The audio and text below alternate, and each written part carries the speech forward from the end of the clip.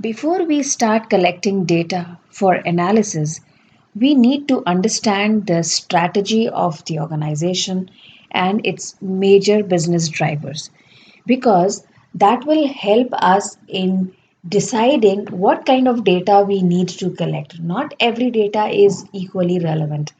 And once we know the strategy and the business drivers, we'll be able to create a focused approach towards collecting and analysis of the data.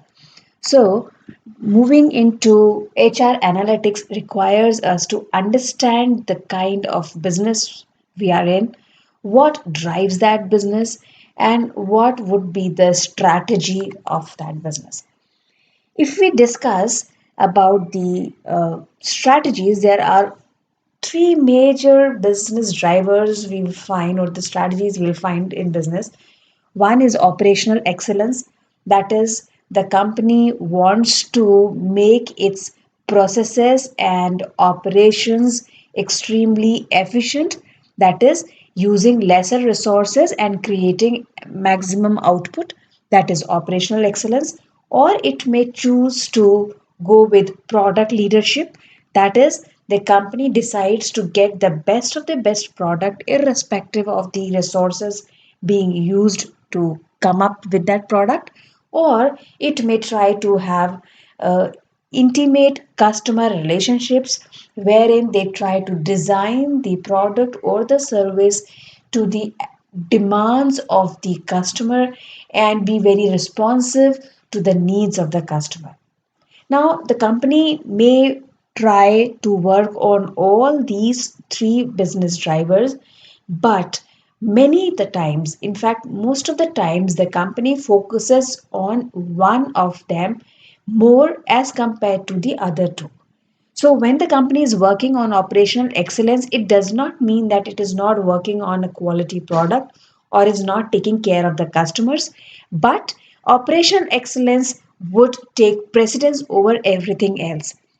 So, other two business drivers will also be there, but there will be more focus and more energy spent on improving the operations. Now, if these three are the drivers, then what impact it has upon the HR management? Operational excellence will require highly productive workers where they do not waste the resources, and the work processes should be such that the efficiency and effectiveness is inbuilt in them. When we are talking about product leadership, the company will try to find out strategies where they are able to differentiate between people who have innovative ideas, who can come up with new products and services. So, anybody who can think out of the box or can think of better ways of serving their customers would be the one who will be given more preference. So, this is for product leadership. However, for customer intimacy, if the company is focusing upon this, then customer relationship management will be the focus for all employees. And a lot of effort will be put on customer acquisition and their retention. Now, when we are talking about these kind of business drivers, as HR function, three questions are there which need to be addressed. Number one, that to achieve these business drivers, what are the people priorities which should be focused upon? And once we know those people priorities, we'll have to find out if we are equipped as an HR function to deliver on those priorities. Now, in case if we are not, then what do we need to do? How can HR help the business to improve and achieve those business drivers? Let us take one by one each of these three business drivers and see how can HR mold itself to give those kind of business drivers a fillip to move ahead. So if the company's business driver is product leadership, that is, the company is running majorly on product leadership. It's driving its business through product leadership. Then it will have to develop an open meritocracy which allows space for creativity. That means the people who are smart enough, who are creative enough, should be given more space than the rigid following of the processes and systems.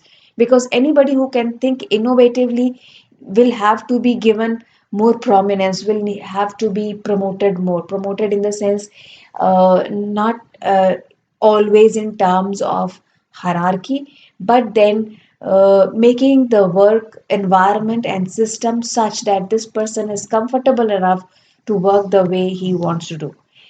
Then recruiting the people who have these kind of competencies, trying to pay the best in the business so that these kind of people are attracted towards the company.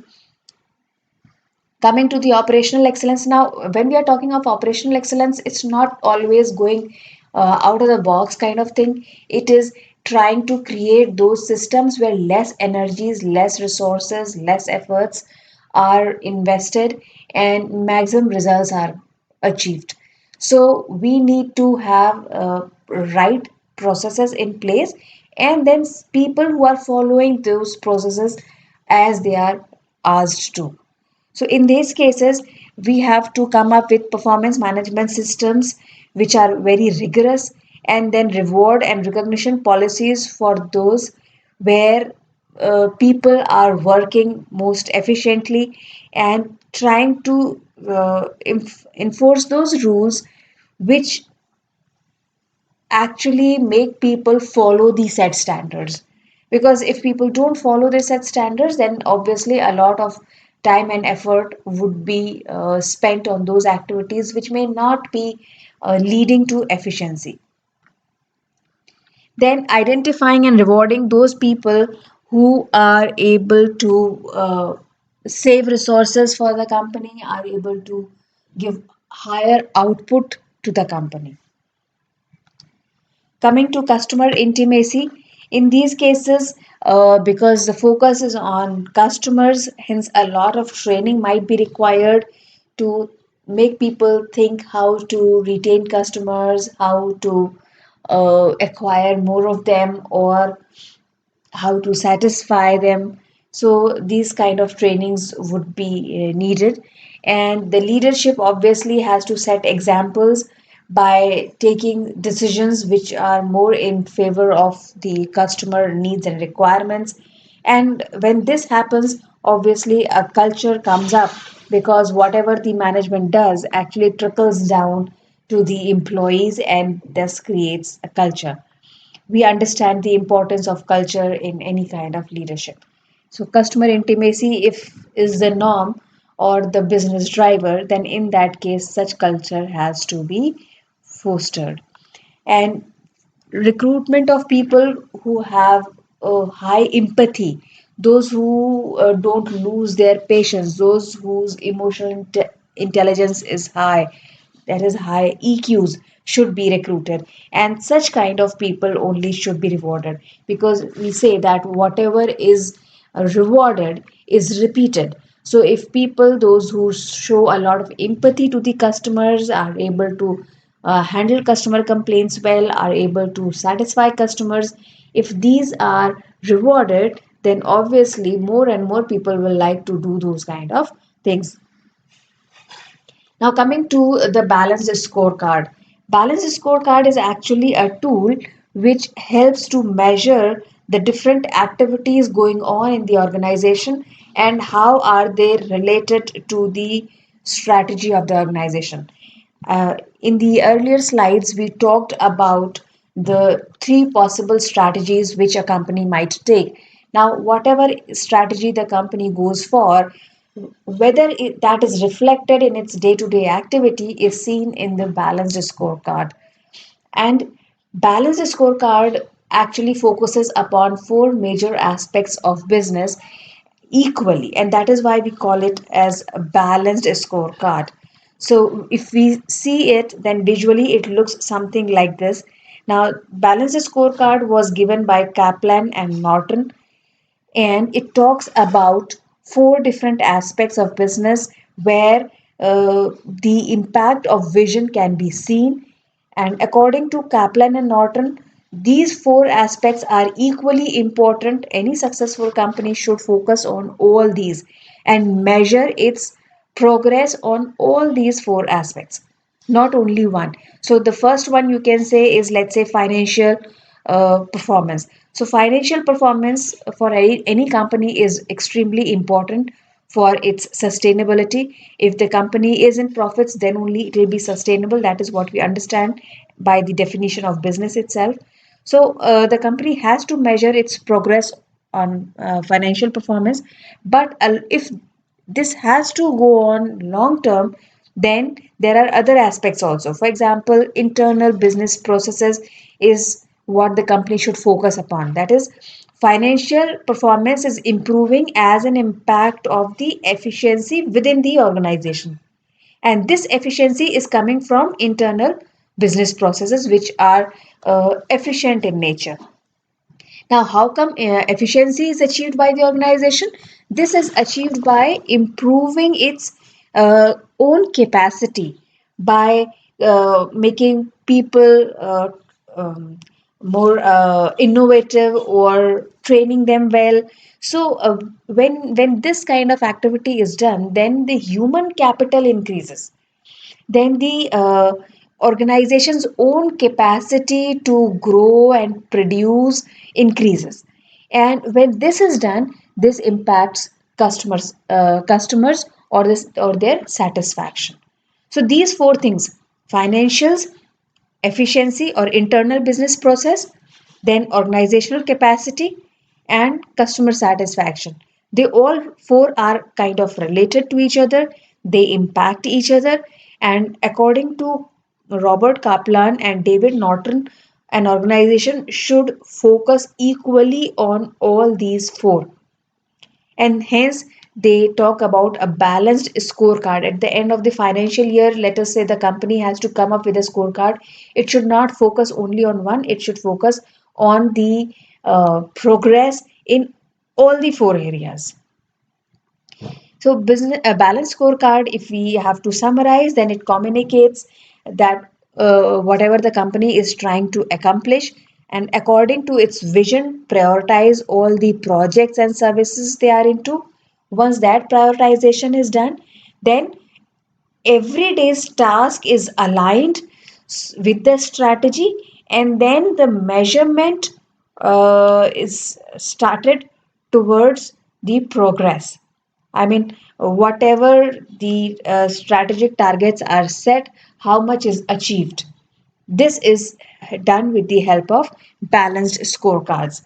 Now, balanced scorecard actually talks about four different kinds of objectives. Strategy maps are again visual tools which shows the cause and effect relationship between these four different objectives. That is financial, customer, process, learning and growth. Strategy map will show that how will the organization create value by connecting learning and growth to internal process, by connecting internal process to customer satisfaction, and by connecting customer satisfaction to financial performance. So which activity leads to what activity, that is visually shown on strategy maps. So let us say the one of the objectives is uh, financial objective. So financial objective, if it is, let's say, to double the revenue, then what measures are taken to track this performance? I mean, there has to be a measure. So maybe you talk about profits. Now, profits become one measure. Then what is the target for that measure? So you have said doubling the revenue. Then what initiatives are being taken to achieve that target? All these four things will be connected. Let us say if we are talking about uh, customers or stakeholders as one of the objectives, then what is the measure? Maybe customer satisfaction is a measure. Now, this will be used to track the progress of this objective. If customer satisfaction is the measure, then what is the target? Let us say your target is to achieve a rating of 5 on 5. So this becomes the target. Then what initiatives are being taken to improve customer satisfaction to the level 5 on 5, which you have set as the target? That is how the strategy map shows the links. Now, in this slide, you can see some of the measures for different objectives. So, for financial objective, financial performance or effective resource usage can be a measure. For customers, customer satisfaction or customer life value can be a measure. Now, these are the measures which are being shown here. For these measures, we can put some target. Now, targets will be quantitative in nature, which can be measured. And then to achieve those quantitative measures, we will create some kind of an initiative. And this is one visual example where you can actually visualize what a strategy map would look like. This is a classic example. That means actually it is a generic example which has considered almost all conceivable elements in a strategy map. However, the company will have to modify the strategy map depending upon the business it is in, depending upon the strategy it wants to follow. So, financial perspective shows that we can improve the revenue either by growth strategy or by productivity strategy. But the company may not go for both of them. It may either choose growth strategy or it might choose productivity strategy, because at one end they are improving cost structure and the other end they are trying to expand the revenue opportunities. Maybe in a financial year the company wants to focus only on one. So almost all these pointers are shown in this map. The company may follow most of them, some of them, depending upon its own strategy, and then it can make its strategy map, which can be used to create a balanced scorecard, and that balanced scorecard will tell what are the measures, what are the targets, and then what are the initiatives. And then accordingly, data can be collected.